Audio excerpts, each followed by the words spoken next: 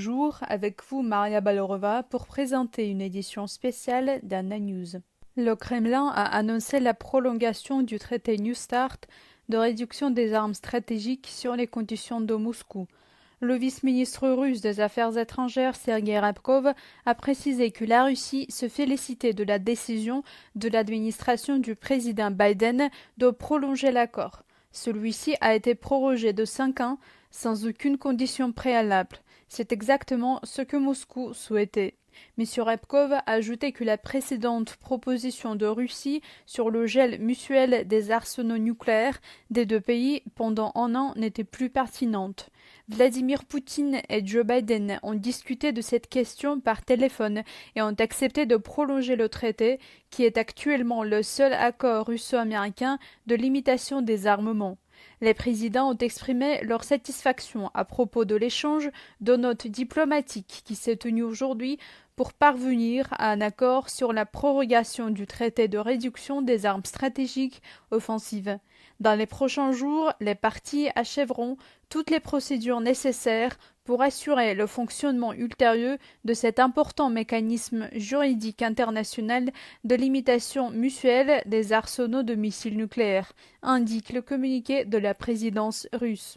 M. Poutine a soumis pour discussion à la Douma d'État un projet de loi sur la ratification de l'accord. Il était numéro 1 sur l'agenda de mercredi. La Douma d'État l'a finalement approuvé.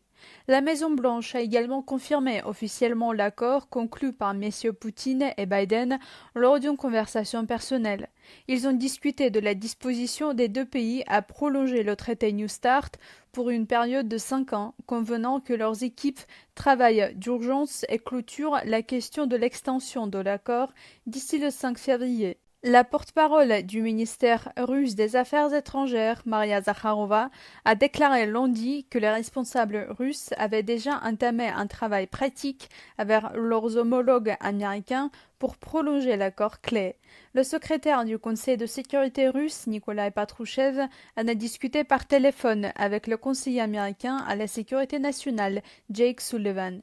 La position des deux parties a été saluée par le secrétaire général de l'OTAN, Jens Stoltenberg.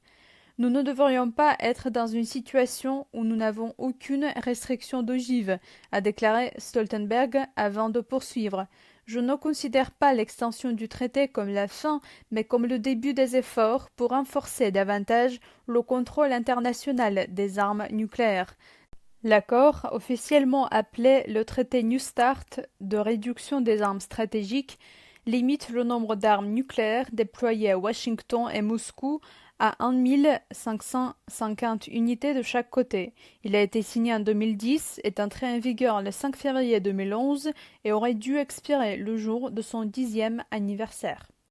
Anna News suit la situation dans le monde. Restez branchés pour plus d'informations.